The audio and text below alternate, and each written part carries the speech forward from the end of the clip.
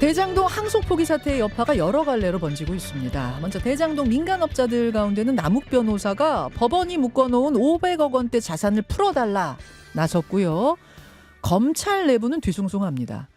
항소 포기 결정에 대해 반발했던 검사장들에 대해서 법무부가 인사 조치를 검토하자 그 가운데 2명의 검사장이 사표를 냈죠. 민주당은 검사 파면법을 이번에는 꼭 통과시키겠다는 입장이고요. 국민의힘은 법무부 장차관을 직권남용 혐의로 고발했습니다. 동시에 여야가 대장동 국정조사를 추진하고 있는데 민주당은 검찰의 대장동 수사 과정을 조사해야 된다 이런 거고요. 국민의힘은 항소 포기 외압 의혹을 조사해야 한다 이런 겁니다. 아무튼 국정조사를 열자는 것까지는 뜻이 맞아서 논의가 시작이 됐는데 그게 좀 잘 안 풀리는 모양입니다.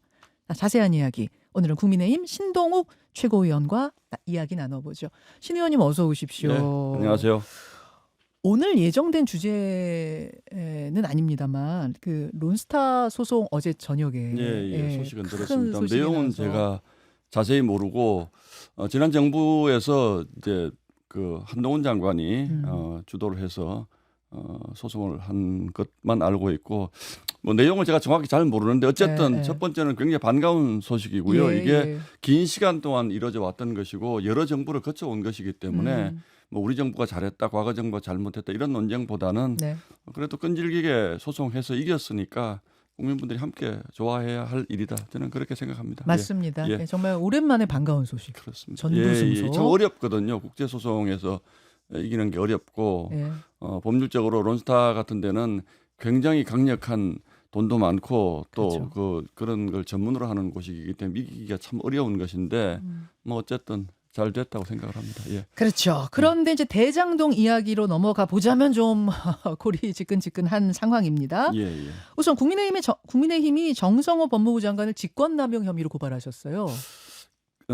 이제 그 설명으로 가기 위해서 짤막하게만 두 가지만 좀 제가 좀 짚고 넘어가고 싶은데요. 지금 민주당 쪽에서는 이게 이재명 대통령하고 아무런 관련도 없고 또 항소 포기한 것이 맞다 법률적으로 이렇게 얘기를 하는데 이제 그 점에 대해서는 이제 그 쟁점이 두 가지가 있죠. 첫 번째는 추징 액수와 관련해서 이해충돌 방지법에 따라서 큰 돈을 추징을 할 수 있었는데 못했다는 것이 이제 가장 핵심적인 부분이거든요. 그런데 왜 이걸 항소를 했었어야 하냐 하면 이재명 대통령과 관련돼서 이재명 대통령은 별도로 재판을 받고 있습니다. 기소된 부분이 바로 이 이해충돌 방지법하고 특정경제가중처벌법상의 배임죄입니다.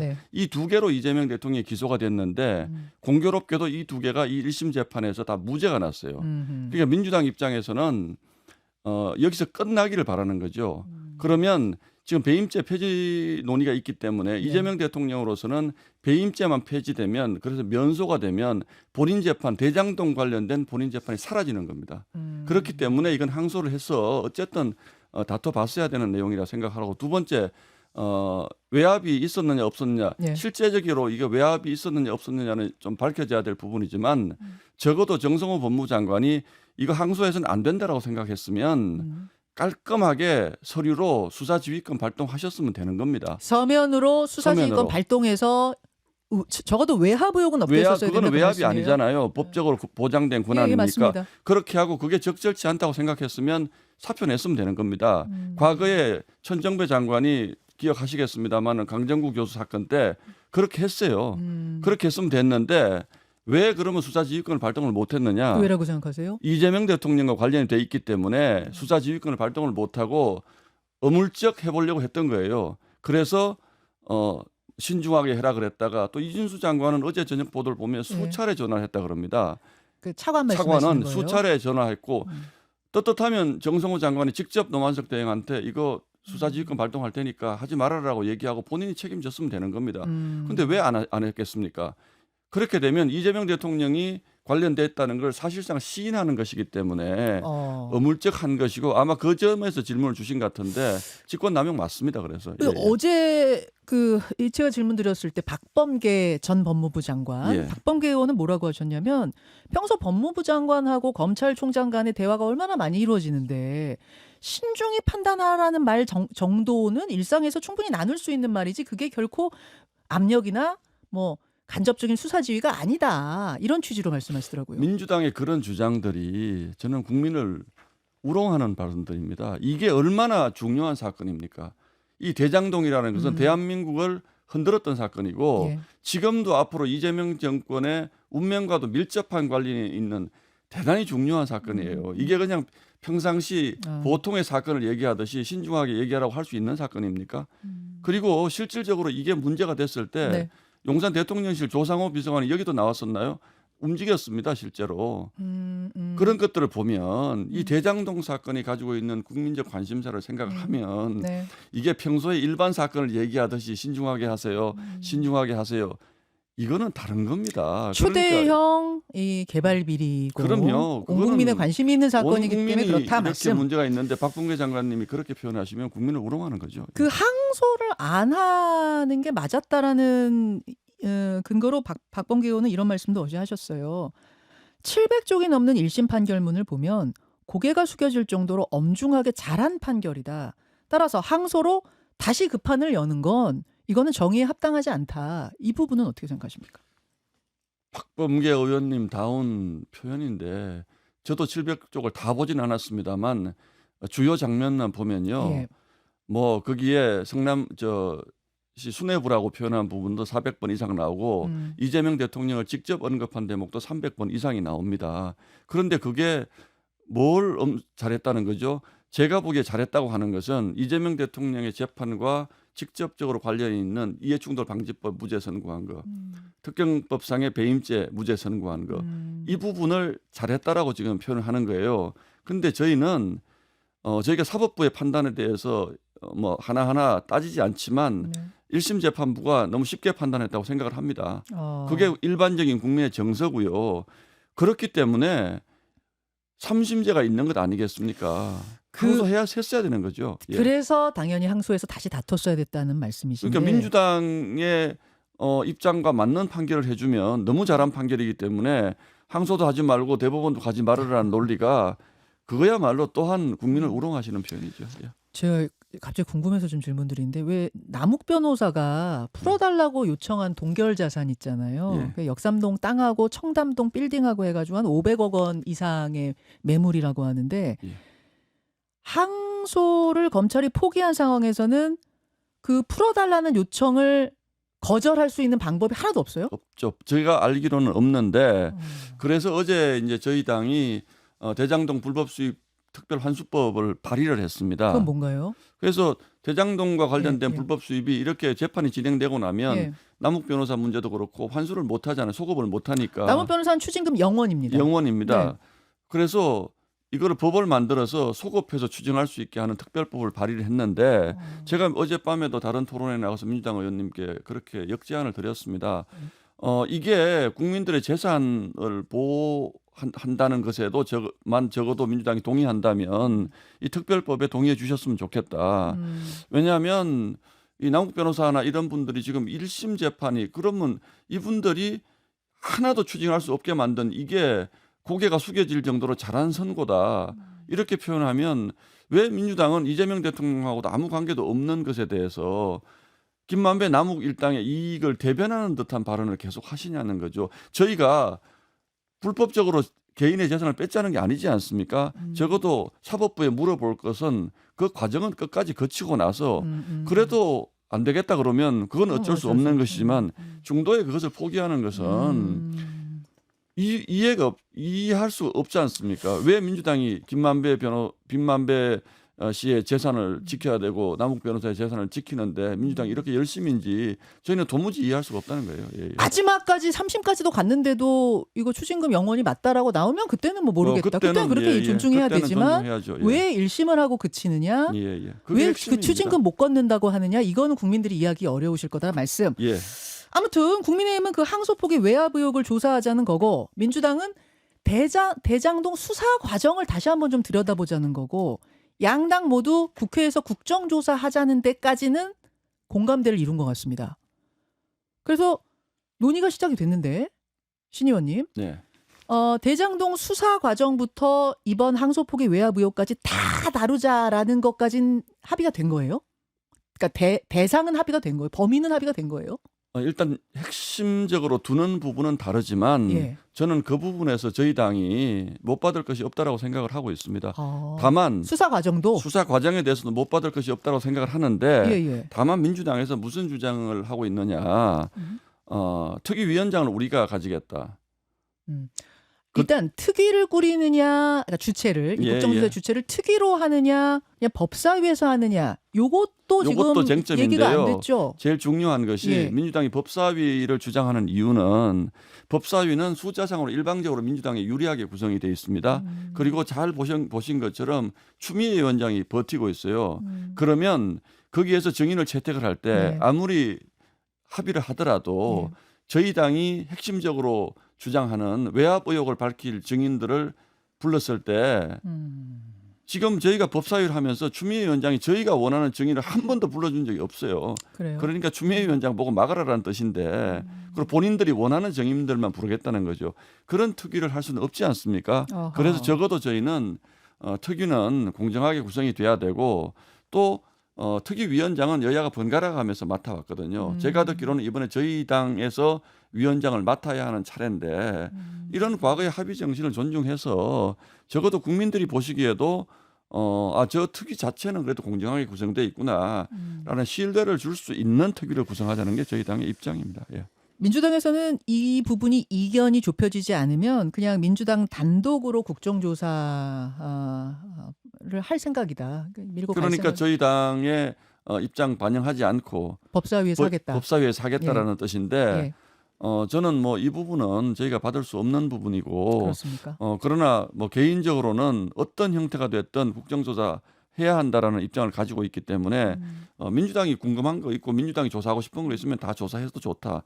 다만 특위를 지나치게 기울어진 운동장으로 구성을 해서 국민들 더 속상하게 만들지는 말았으면 좋겠다. 그런 생각을 가지고 혹시 있습니다. 민주당이 그냥 국정조사를 아예 안 하는 쪽으로 가려고 지금 그런다는 생각도 국민의힘에서는 의심하시는 거예요? 아예 그러니까 여러 가지 대장동 핑계를 대고 명분을 대서 대장동 얘기를 계속 하고 싶지 않겠죠. 그렇기 때문에 국정조사라고 하면 이런 형식으로 해왔던 것에 대한 기본적인 국정조사의 구조에 대해서도 자꾸 억지를 부리는 거거든요. 하고 싶으면 이렇게 할 필요가 없는 것이죠. 지방선거 앞두고 그냥 대장동 이야기를 국정조사에서 꺼내고 싶지 않아 하는 게 속마음 아니겠느냐 의심하시는 거예요? 예, 뭐 저는 100% 그렇다고 생각합니다. 자, 국정조사가 어떻게 될지 이것도 예, 좀 지켜보기로 하고. 김병기 원내대표가 뭐 그렇게 불합리한 분이 아니고 또 비교적 약속을 지키려고 노력을 하는 분이기 때문에 저는 뭐 국정조사 하게 될 거라고 보고 있습니다. 예. 국회 움직임은 그러하고 예. 이제 법무부 쪽으로 가보면 예. 법무부와는 국회와 별개로 검찰 내부망에다가 항소포기 경위 설명해라라고 그 글 썼던 검사장들 18명에 대해서 평검사로 강등시키고 국가공무원법 위반으로 형사처벌하는 방안을 검토하고 있습니다. 이건 어떻게 보세요? 너무 황당해서 제가 말이 안 나오는데요. 검사는요. 검찰청법을 보면 이게 노무현 대통령 때 만들어진 조항인데 수사 과정에 문제가 있다고 생각하면 이의를 제기할 수 있게 했습니다. 그 당시에 노무현 대통령 강금실 법무장관 때 이의를 제기할 수 있게 했습니다. 그런 법안을 그때 있습니다. 만들었어요? 검찰청법에 이미 7조에 규정이 되어 있습니다. 예. 그런데 그것보다 더 이전에 우리가 검사의 독립을 왜 보장을 합니까? 이런 일반 국민들의 피해가 예상될 때 위에서 권력에서 찍어 눌러서 마음대로 하지 못하게 하기 위해서 검찰청장의 임기를 보장을 하고 또 검사들에 대해서는 이런 것들을 인정을 한 겁니다. 그런데 지금 와서 갑자기 이번에 검사장들이 낸 보면요. 항명이라고 할 수가 없습니다. 우리가 보건대는 이 항소 포기 과정이 어떤 법리와 어떤 과정을 거쳐서 한 것인지가 전혀 납득이 안 되니 설명을 해주세요. 노만석 땡. 그렇게 표현을 했어요. 근데 그걸 가지고 집단 행동이라고 표현을 하고 얼마나 지금 이 정권이 유치하냐 하면 제가 법사위에서 참 재밌는 게 하나 있었는데 정치적 목적으로 집단 행동을 한 검사장이 있는 검찰청에는 특활비 주지 않는다라는 이번에 예산안이 통과가 됐습니다. 얼마나 유치합니까? 제가 언론인 출신이기 때문에 그 얘기 자꾸 합니다만 국장에게 덤비는 부장이 있는 부서는 취재비 안 준다는 거 똑같은 얘기예요. 나가서 취재할 때 쓰는 그런 비용을 안 준다라는 거 똑같은 거예요. 이렇게 하고 두 번째는 검사들 징계하겠다. 제일 공무원단 무서운 게 강등 아닙니까? 강등. 국장을 평 뭐 1급 공무원을 5급 공무원으로 내리겠다 이런 것인데 적어도 본인들이 한 행동이 항소 포기한 것이 법리적으로 맞아서 했다고 하면 그것에 대해서 설명을 요구하는 검사들에게 설명해 주면 되는 것이지 알겠습니다. 왜 보복을 합니까? 근데 예. 이제 민주당에서는 저 인터뷰 나오셨을 때 이렇게 답을 하셨어요. 검찰주의자들의 망동이다. 그러니까 검찰 개혁에 불만이 있었던 것이 이번에 터져 나온 것뿐이다. 이런 말씀도 어제 박 의원 하셨고 또 검찰 조직이 자신의 이익에 부합할 때만 선택적인 반발, 선택적 분노를 하고 있는 거 아니냐. 예를 들어서 뭐 김건희 도이치모터스 주가 조작 사건 무혐의 처리됐을 때 또 그 구속 기간 계산 방식으로 윤 전 대통령 구속 취소됐을 때 왜 그때는 가만히 있다가 이번에 이러느냐 이런 말씀들을 하십니다. 제가 뭐 검찰 대변인은 아니지만 예. 저는 그렇게 표현을 합니다. 그때 검찰이 왜 아무 얘기를 안 했느냐를 저희한테 물을 수는 없는 거죠. 검사들이 안 했으니까 안 하는 거죠. 근데 그것들이 국민들 눈높이에 봤을 때 과연 적절한 침묵이었는지에 대해서는 저는 논란이 있을 수 있고 비판도 있을 수 있다라고 생각합니다. 예. 그러나 예. 그때 안 했다고 해서 이번에도 하지 말아라고 얘기하면 그거야말로 검찰을 길들이게 하는 것이죠. 그래서 자꾸 이제 예. 박범계 의원님 이용하시는데 어제 가능하다면 나오셔서, 네. 함께 좀 토론 좀 하고 싶습니다. 아. 예, 제가 공식 제안하는데 이거 전형적인 물타기입니다. 지금 민주당 의원들이 두 가지 얘기하거든요. 예. 항소포기 장동혁 대표 선거법에서도 항소포기 했다. 그 얘기 자꾸 하시고 네. 검찰은 왜 선택적으로 분노하느냐 이런 얘기를 자꾸 하시는데 예. 저는 그 부분에 대해서 그런 물타기는 그 지점에서 평가를 하면 되는 것이고 그것 때문에 지금도 묻지도 따지지도 말고 항소 포기가 적당한 것이다. 검찰은 입도 뻥긋하지 말아라고 하는 논리로 한다면 역사가 어떻게 발전을 합니까? 국가가 어떻게 발전을 합니까? 자, 신동욱 수석 최고위원님. 예. 지금 박범계 의원, 박범계 전 법무부 장관께 토론 정식으로 신청하신 거예요? 예. 이 자리에서 토론 성사되면 저 바로 마련하겠습니다. 바로 말씀 주십시오. 예, 예. 국민의힘의 수석 최고위원이 지금 공식적으로 박범계 의원님, 박범계 전 법무부 장관께 토론으로, 그러니까 따로따로 어제 박범계 의원 인터뷰하시고 오늘 신동욱 의원 인터뷰하시고 이렇게 하지 말고 예, 예. 제가 질문 던지고 한 번에 토론하셔라. 예, 예. 하시자. 그렇게 이런 제안. 했으면 참 좋겠습니다. 답변이 오는 대로 제가 답을 드리기로 하고요. 시간이 별로 안 남았죠. 국민의힘 내부 이슈 한 번만 좀 질문 드릴게요. 신 최고위원님. 아니 이렇게 사실은 요 여론조사 돌려봐도 항소포기에 대해서는 국민들이 항소포기 왜 했어? 이런 여론이 높아요. 그런데도 불구하고 국민의힘 지지율이 반사이익을 못 누리고 있다.